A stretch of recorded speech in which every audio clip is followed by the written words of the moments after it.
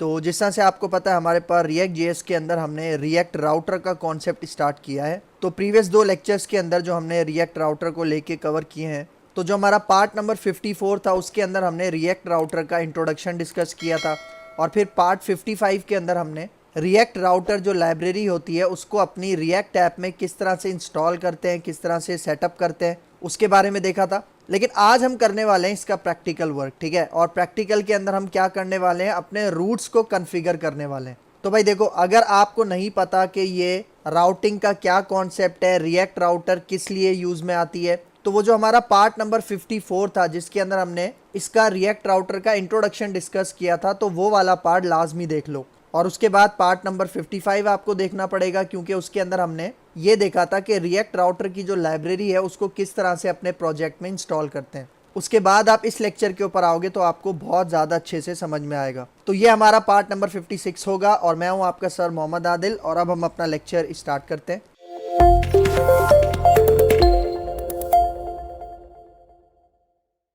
तो भाई देखो, आज हम रूट्स को कॉन्फ़िगर करने की बात कर रहे हैं। तो भाई देखो, इस कॉन्सेप्ट को समझाने के लिए मैं आपको यहाँ पे एक सिनेरियो समझाता हूँ, ठीक है, एक प्रैक्टिकल अप्रोच समझाता हूँ जिसको देखकर आप अच्छे से समझ जाओगे कि हम इस लेक्चर के अंदर क्या काम करने वाले हैं। तो आगे आ जाओ। तो अब यहाँ पे देखो, मैं आपको सिनेरियो समझाता हूँ, मतलब जो हमारी प्रैक्टिकल अप्रोच होगी इस लेक्चर के अंदर, उसके अंदर हम क्या काम करने वाले हैं। भाई यहाँ पे देखो, ये सपोज करो कि मेरा ब्राउज़र है और मैं कह रहा हूँ कि भाई इस ब्राउज़र में जैसे ही मैं लोकल होस्ट कॉलन 3000 अपना पोर्ट नंबर यहाँ पे एंटर करता हूँ, तो जैसे ही मैं ये वाला यूआरएल अपने ब्राउज़र पे एंटर करूँगा, तो भाई देखो नॉर्मली क्या होता है, जब हम अपनी रिएक्ट ऐप बनाते हैं तो जब भी हमारे पास ये वाली यूआरएल हम डालते हैं तो क्या होता है, जो रिएक्ट ऐप का जो होम पेज होता है वो हमें नज़र आता है। लेकिन हम यहाँ पे क्या करना चाह रहे हैं कि भाई जब भी ये वाला यूआरएल टाइप होगा लोकल होस्ट कॉलन 3000, तो हम अपना एक होम पेज डिस्प्ले करवाएंगे। इसका मतलब ये जो हमारा यूआरएल है, जब ये यूआरएल टाइप होगा तब हमारे पास सिर्फ और सिर्फ होम पेज डिस्प्ले होना चाहिए। तो ये चीज़ हम डिफाइन करेंगे अपने राउट्स के अंदर, मतलब रिएक्ट राउटर को यूज़ करके हम ये वाला काम करेंगे। फिर मैं कहता हूँ यहाँ पे देखो कि भाई अगर लोकल होस्ट कॉलन 3000 के बाद स्लैश अबाउट लगा हुआ है यूआरएल में, तो इस केस में हमारा अबाउट वाला पेज शो हो, जिसको हम नॉर्मली अबाउटस भी कहते हैं, जिसके अंदर वेबसाइट के अबाउट में बहुत सारी डिटेल्स होती हैं। तो मैं यहाँ पे कह रहा हूँ कि ये वाला यूआरएल अगर हमारे ब्राउज़र के एड्रेस बार में आता है तो कौन सा पेज डिस्प्ले करवाना है, अबाउट। फिर इसी तरह यहाँ पे देखो, मैं कह रहा हूँ कि अगर कॉन्टैक्ट हमारे पास आता है, स्लैश कॉन्टैक्ट आता है हमारे यूआरएल के अंदर, तो इसका मतलब कौन से पेज पे लेके जाना है, उसे कॉन्टैक्ट के पेज पे लेके जाना है। मतलब देखो, ये अलग अलग यूआरएल्स हैं और इनको मुझे अलग अलग कंपोनेंट्स में लेके जाना है। मतलब देखो, ये होम भी आपके पास एक कंपोनेंट है, अबाउट भी कंपोनेंट है और कॉन्टैक्ट भी कंपोनेंट है। मतलब देखो, रिएक्ट राउटर की लाइब्रेरी को यूज़ करके मैं ये चीज़ डिफाइन करूँगा, इस तरह से अपने रूट्स को कॉन्फ़िगर करूँगा कि भाई अगर ये वाला यूआरएल टाइप होता है तो होम पेज शो होना चाहिए, मतलब होम कंपोनेंट शो होना चाहिए। फिर कह रहा हूँ कि अगर ये अबाउट वाला यूआरएल टाइप हो रहा है तो अबाउट वाला कंपोनेंट शो होना चाहिए। फिर इसी तरह कॉन्टैक्ट अगर यूआरएल में है तो कॉन्टैक्ट वाला कंपोनेंट डिस्प्ले होना चाहिए। तो ये सारा काम हम करेंगे अपनी रिएक्ट राउटर की लाइब्रेरी की मदद से, ठीक है। तो अब जरा आगे आ जाओ। अब यहाँ पे देखो, एक इंपॉर्टेंट पॉइंट बता रहा है, we need to use 3 components from React Router DOM. मतलब देखो, हमारे पास एक लाइब्रेरी है रिएक्ट राउटर डॉम, और इसी लाइब्रेरी को इंस्टॉल कैसे करते हैं, सेटअप कैसे करते हैं, ये मैं लास्ट लेक्चर के अंदर बता चुका हूँ। तो अगर किसी ने अभी तक रिएक्ट राउटर डॉम को अपनी रिएक्ट ऐप के अंदर इंस्टॉल नहीं किया तो हमारा प्रीवियस लेक्चर देख लें।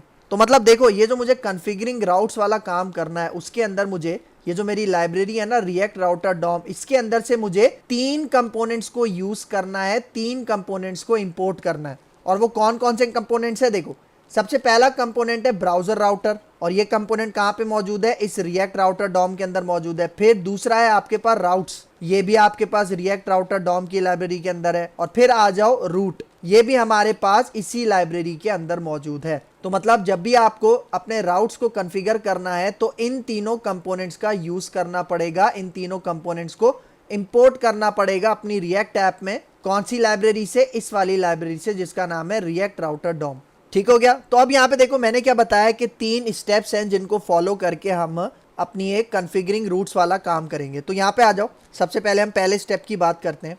तो देखो, फर्स्ट स्टेप के अंदर हमें क्या करना है, यहाँ पे देखो, import browser router component from React Router DOM inside index.js file in our React app. मतलब देखो पहले स्टेप में क्या बता रहा है कि जो ब्राउजर राउटर वाला कंपोनेंट है ना, जो इस लाइब्रेरी के अंदर मौजूद है, उसको हमें इंपोर्ट करना है। कहाँ पे? अपनी index.js फाइल में, जो हमारी रिएक्ट ऐप के अंदर मौजूद है। और आपको पता है, मैंने आपको बहुत दफ़ा बताया है कि जो index.js फाइल होती है, ये हमारी रिएक्ट ऐप का एंट्री पॉइंट होता है। मतलब जो भी हम यूआरएल अपने ब्राउजर पे एंटर करेंगे, वो सबसे पहले index.js के पास जाएगी। ठीक है, तो अगर मैं इसको इंप्लीमेंट करूं, मैं आ जाता हूं अपने विजुअल स्टूडियो कोड में, तो यहाँ पे देखो ये है वो हमारी ऐप, रिएक्ट ऐप, जिसका हमने नाम क्या रखा था? React Router DOM. और इसी के अंदर हमने क्या किया था?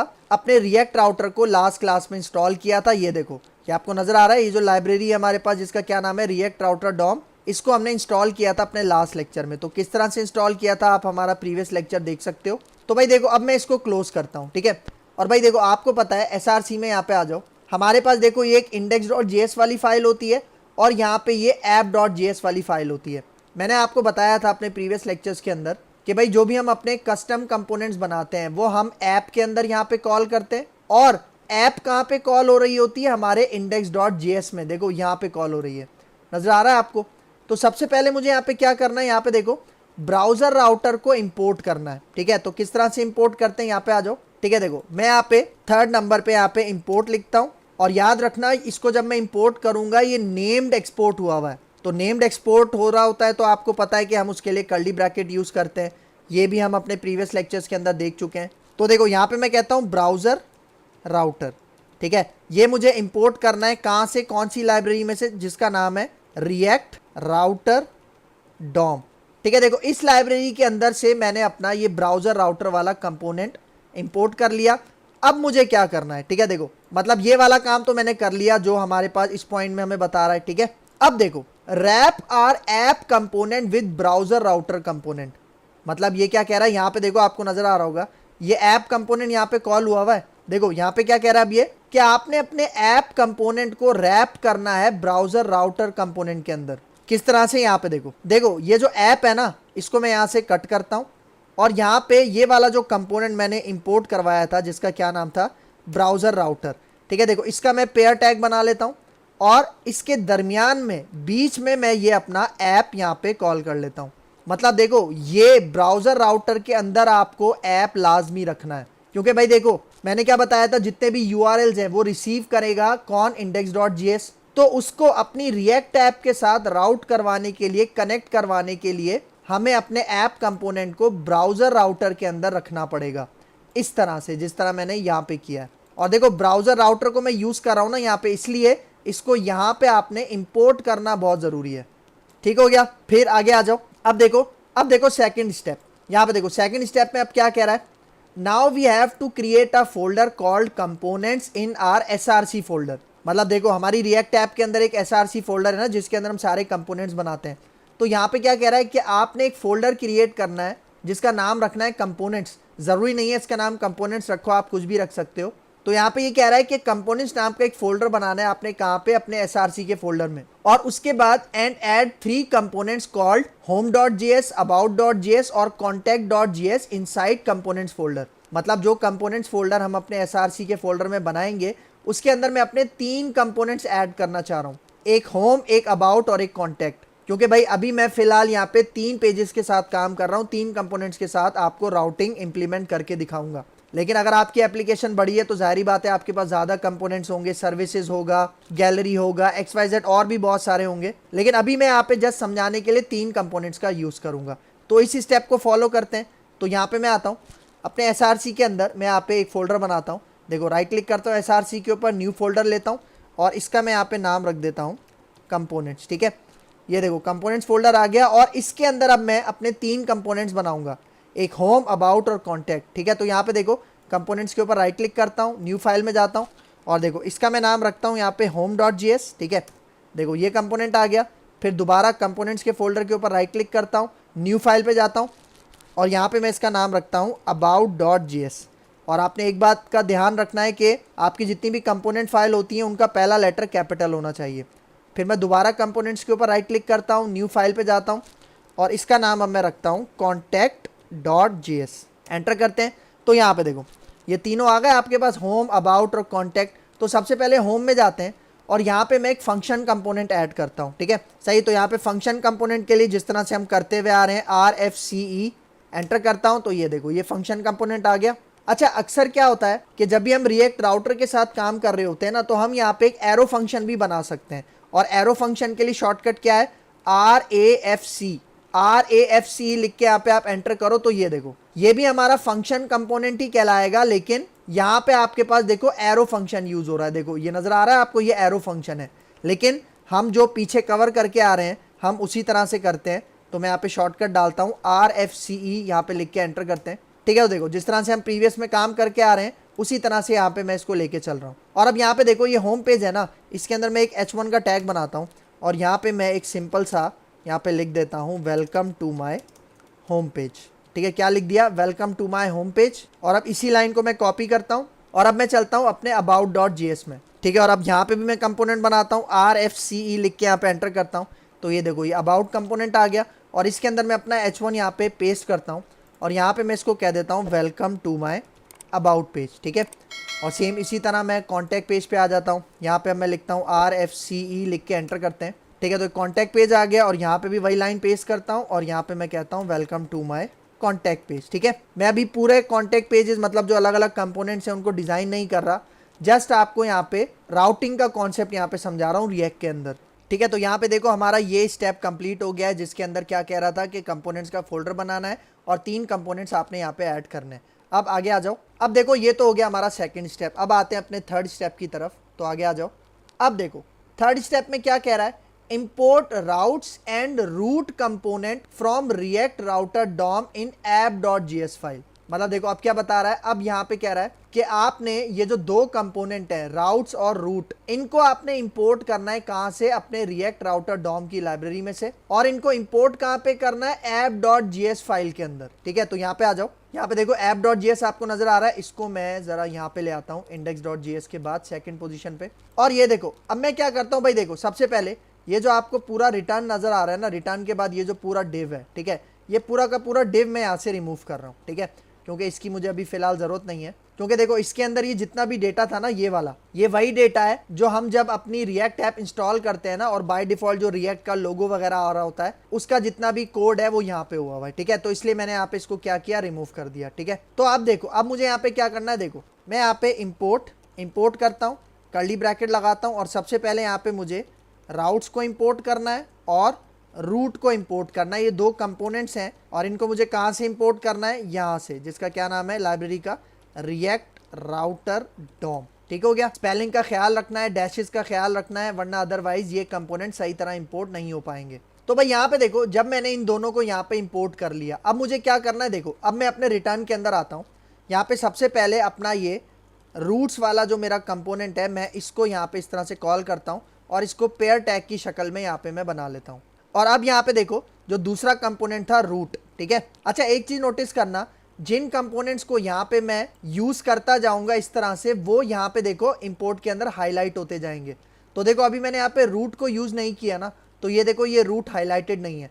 तो अगर मैं यहाँ पे आऊँ और रूट्स के अंदर मैं रूट बनाता हूँ, ठीक है, मैं क्या बना रहा हूँ, सबसे पहला रूट यहाँ पे बना रहा हूँ और इसको मैं सेल्फ क्लोजिंग टैग के मदद से बना रहा हूँ, ठीक है। तो यहाँ पे देखो जैसे ही मैंने यहाँ पे रूट टैग लिखा, देखो अब ये दोनों हाईलाइट हो गए क्योंकि इन दोनों को मैं यूज कर रहा हूँ। अब तो अब मुझे इसके अंदर क्या करना है, ठीक है। तो यहाँ पे देखो next point, use path prop to define URL. इसका मतलब यहाँ पे देखो ये जो हमारा रूट कंपोनेंट है ना, इसके अंदर मुझे एक प्रॉप यूज करना है, एक एट्रीब्यूट यूज करना है जिसका क्या नाम है, पाथ, ठीक है। तो यहाँ पे देखो मैं यहाँ पे कहता हूँ पाथ और इसके अंदर मैं कहता हूं फॉरवर्ड स्लैश, ठीक है। अब समझना मैं यहाँ पे क्या कह रहा हूं, ये फॉरवर्ड स्लैश किसको रिप्रेजेंट कर रहा है, हमारे लोकल होस्ट कोलन 3000 को। और मैंने क्या बताया था कि जब भी मैं लोकल होस्ट कोलन 3000 अपने ब्राउजर के यूआरएल पे लिखूंगा तो कौन सा कंपोनेंट डिस्प्ले होना चाहिए, होम पेज वाला, मतलब ये होम वाला। तो उस कंपोनेंट के लिए मैं यहाँ पे क्या कहता हूँ, मैं एक दूसरा प्रॉप यूज करता हूँ, एक दूसरा एट्रीब्यूट यूज करता हूँ जिसका नाम है एलिमेंट। और इसके अंदर देखना मैं यहाँ पे क्या करता हूँ, देखो मैं क्या कह रहा हूँ, ये फॉरवर्ड स्लैश किसको रिप्रेजेंट कर रहा है, लोकल होस्ट कोलन 3000 को।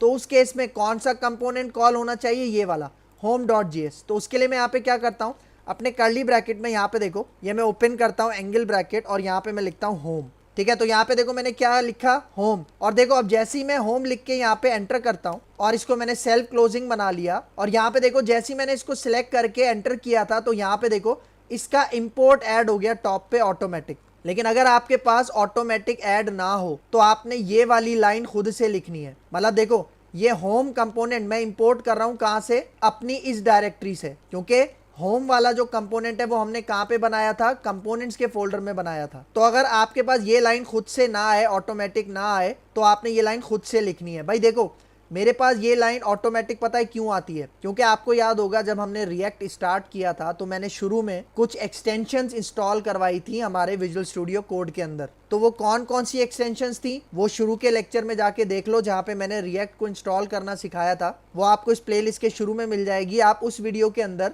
देख सकते हो कि कौन कौन सी यूजफुल एक्सटेंशंस थी जो कि मैंने विजुअल स्टूडियो कोड के अंदर इंस्टॉल करवाई थी। तो देखो इस पॉइंट पे समझो कि मैं क्या कह रहा हूं कि भाई अगर हमारे यूआरएल में ये वाला पाथ टाइप होता है फॉरवर्ड स्लैश किसको रिप्रेजेंट कर रहा है, लोकल होस्ट कोलन 3000, तो उस केस में हमें ये होम कंपोनेंट नजर आना चाहिए, क्योंकि आपको पता है ना फर्स्ट टाइम आपको होम पेज शो होता है। तो यहाँ पे देखो पाथ प्रॉप मैंने यूज कर लिया ना यूआरएल को डिफाइन करने के लिए। अब सेकंड पॉइंट क्या बता रहा है, use element prop to define the corresponding component. देखो मैंने प्रॉप के बाद यहाँ पे दूसरा, तो यहाँ पे देखो पाथ के बाद मैंने दूसरा प्रॉप कौन सा यूज किया है, एलिमेंट। मतलब एक एलिमेंट एट्रीब्यूट है और उसके अंदर मैंने क्या स्पेसिफाई किया, अपना कॉरिस्पॉन्डिंग कंपोनेंट। कॉरिस्पॉन्डिंग कंपोनेंट का मतलब कि भाई इस यूआरएल के अगेंस्ट में कौन सा कंपोनेंट एग्जीक्यूट होना चाहिए, ये वाला। मतलब जब यूआरएल में लोकल होस्ट कोलन 3000 आएगा तो ये वाला कंपोनेंट एग्जीक्यूट होना चाहिए, शो होना चाहिए। तो अगर मैं यहां तक इसका रिजल्ट आपको दिखाऊं, ठीक है, देखो मैं सेव करता हूं और देखो मैंने अपना प्रोजेक्ट पहले से रन किया हुआ है, तो ब्राउजर पे आते हैं।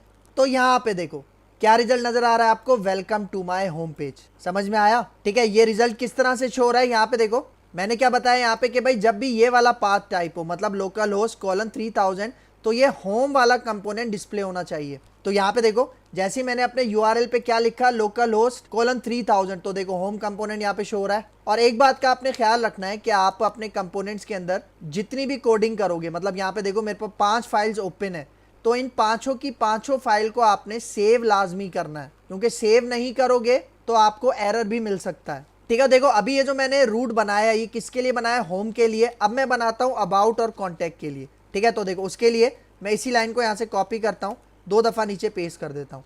अब देखो मैं यहाँ पे क्या कहता हूँ, अब मुझे अबाउट के लिए बनाना है, तो यहाँ पे देखो मैं कहता हूँ /अबाउट। तो जब /अबाउट यूआरएल में टाइप होगा तब कौन सा कंपोनेंट यहाँ पे कॉल होना चाहिए, यहाँ पे देखो यहाँ पे अबाउट मैंने बनाया था ना, तो देखो अबाउट को यहाँ इंटेलिसेंस में से एंटर कर लो। ठीक है, जैसे ही एंटर करोगे तो यहाँ पे देखो आपके पास ये अबाउट का इंपोर्ट देखो टॉप पे आ गया। और सेम इसी तरह अब मैं कहता हूँ कॉन्टैक्ट। ठीक है, तो देखो यूआरएल में मैंने पाथ क्या बता दिया कि भाई कॉन्टैक्ट है, और कॉन्टैक्ट के केस में हमें कौन सा कंपोनेंट डिस्प्ले करवाना है, उसका नाम है कॉन्टैक्ट। ठीक है, देखो नज़र आ रहा है आपको। और यहाँ पे आके जैसे एंटर करोगे तो ये देखो आपको टॉप पे नज़र आ रहा है कि इसका इंपोर्ट भी यहाँ पे ऐड हो चुका है। और ये इंपोर्ट करना लाजमी है, क्योंकि इंपोर्ट नहीं करोगे तो ये वाले कंपोनेंट्स डिस्प्ले नहीं होंगे। ठीक है, तो अब इसको सेव करते हैं, इसका रिजल्ट मैं आपको ब्राउजर पे दिखाता हूँ। तो यहाँ पे आ जाओ भाई, देखो अभी क्या लिखा हुआ है, लोकल होस्ट कोलन 3000, तो इसलिए होम पेज शो हो रहा है। लेकिन अब देखो अगर मैं यूआरएल में यहाँ पे /अबाउट लिखता हूँ, क्या लिखा मैंने, /अबाउट, और जैसे ही मैं एंटर करूंगा तो ये देखो क्या मैसेज आया, वेलकम टू अबाउट पेज। और इसी तरह अगर मैं यहाँ पे कॉन्टैक्ट कर देता हूँ, अबाउट हटा के मैं यहाँ पे कॉन्टैक्ट करता हूँ और जैसे ही एंटर करता हूँ तो ये देखो क्या मैसेज आ रहा है, welcome to my contact page. मतलब यूआरएल के हिसाब से मैं अपने कंपोनेंट को डिस्प्ले करवा रहा हूँ, और ये सारा काम किसकी मदद से हो रहा है, रिएक्ट राउटर की मदद से हो रहा है। अच्छा, लेकिन अभी आप एक चीज़ नोटिस करो कि अभी ये जो मैं चेंजिंग कर रहा हूँ ये मैं यूआरएल से कर रहा हूँ। मतलब मैंने होम पे अबाउट में जाना था तो मैंने यूआरएल के अंदर चेंज किया, मैंने अबाउट से कॉन्टैक्ट में जाना था तो मैंने यूआरएल में कॉन्टैक्ट लिखा। लेकिन भाई देखो नॉर्मल वेबसाइट में जो आपका यूज़र होता है वो इस तरह से तो नहीं करता ना। हम वहाँ पे क्या करते हैं, उसको लिंक्स डिस्प्ले करवाते हैं, नेविगेशन बार डिस्प्ले करवाते हैं, वो उसके ऊपर क्लिक करके एक पेज से दूसरे पेज पे नेविगेट करता है।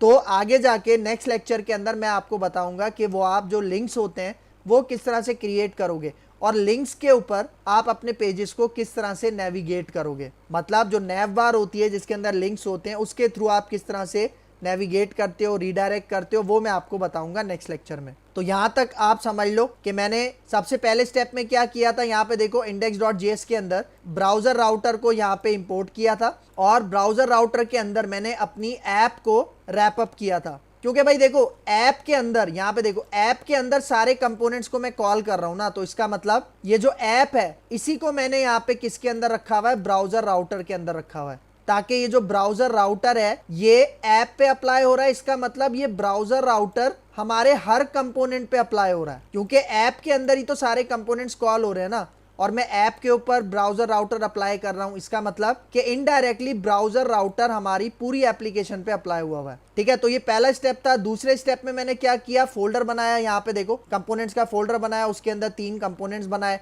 और फिर थर्ड स्टेप में मैंने क्या किया, यहाँ पे देखो मैंने रूट्स और राउट को यहाँ पे क्या किया, इंपोर्ट किया, और फिर अपने तीनों कंपोनेंट्स को इंपोर्ट किया। और देखो इस तरह से मैंने यूज करके अपना काम किया। मतलब पहले राउट्स और उसके अंदर मैंने यहाँ पे 3 राउट डिफाइन किए, क्योंकि भाई देखो रूट समझ लो आपके पास एक कलेक्शन है।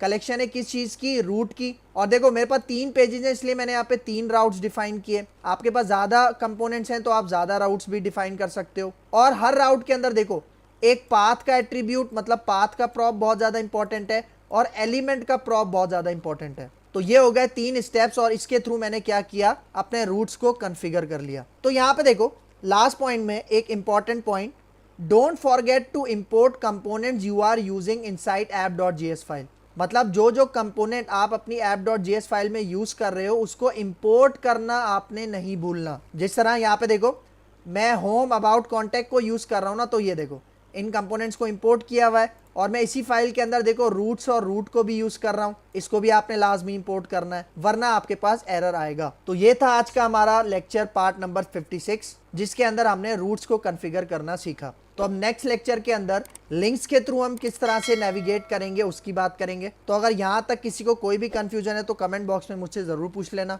तो मिलते हैं इंशाल्लाह नेक्स्ट लेक्चर में, तब तक के लिए दीजिए इजाजत। अल्लाह हाफिज।